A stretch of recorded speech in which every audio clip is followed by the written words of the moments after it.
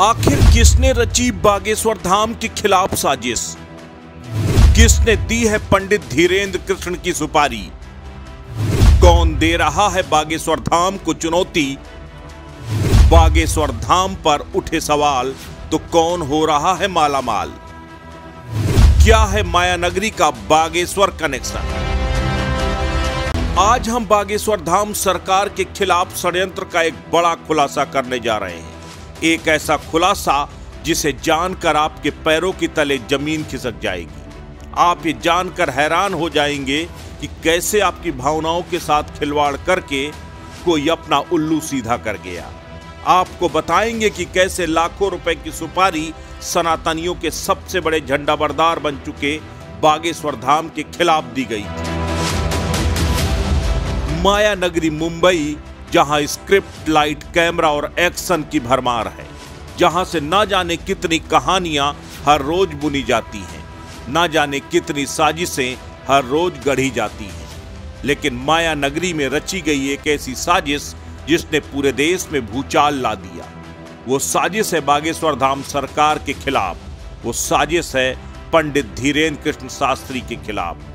आज हम इसका बड़ा खुलासा करेंगे और बताएंगे कि वो खेल क्या है और वो साजिशकर्ता कौन है जिन्होंने जानबूझकर बागेश्वर धाम के खिलाफ कॉन्स्पिरेसी क्रिएट की। इस पूरी साजिश की क्रोनोलॉजी समझने के लिए थोड़ा फ्लैशबैक में आपको लेकर चलते हैं।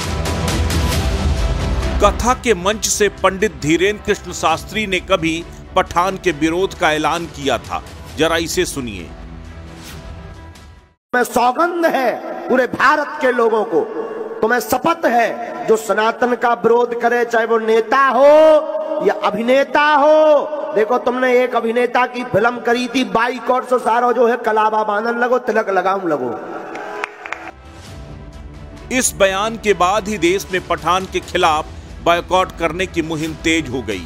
उसके बाद पठान के डूबने का डर सताने लगा, पूरा बॉलीवुड दहशत में आ गया। तभी माया नगरी से पंडित धीरेन्द्र कृष्ण शास्त्री के खिलाफ षड्यंत्र रचा जाने लगा। बाकायदा पठान गैंग ने इसके लिए एक फुल प्रूफ एक्शन प्लान तैयार किया।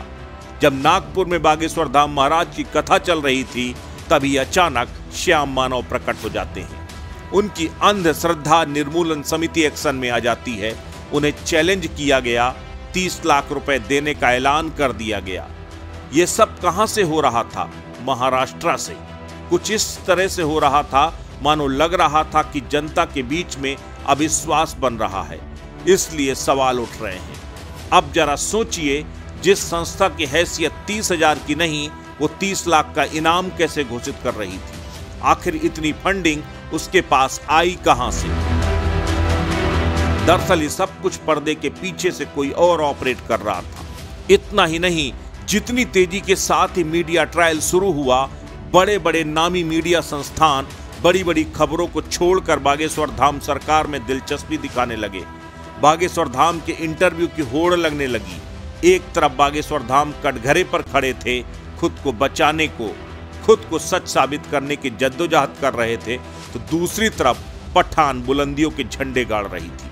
पठान के रास्ते का कांटा हट चुका था और अब देश में पठान के खिलाफ बगावती बाइकॉट गैंग भी अचानक थम गया है।